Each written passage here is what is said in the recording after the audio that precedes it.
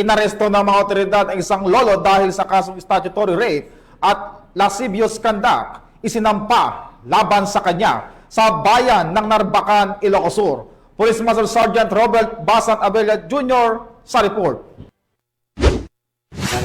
Nakita namin sa krimen na statutory rape at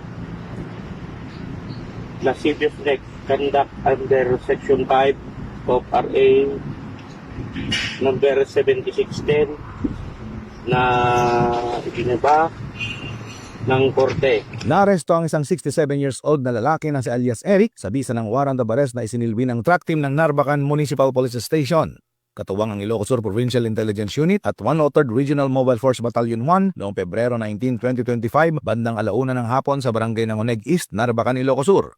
Si alias Eric na residente ng nasabing lugar ay nahaharap sa mga kasong statutory rape at lascivious conduct sa ilalim ng Section 5B ng Republic Act 7610 o Special Protection of Children Against Abuse, Exploitation and Discrimination Act. Ang nasabing warrant ay nilabas noong Pebrero 18, 2025 ng kagalang-galang na hukom Fatima V. Kerubin ng Branch 9 Family Court, Narbacan, Ilocos Sur.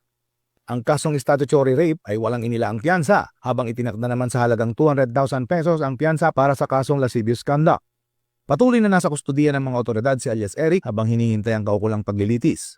Ang matagumpay na pagkakahuli sa sospek ay isang malinaw na patunay na maigting na pagpapatupad ng batas sa ilalim ng bagong Pilipinas na naglalayong tiyakin ang kaligtasan at hustisya para sa lahat ng mamamayan, lalo na sa mga kabataan.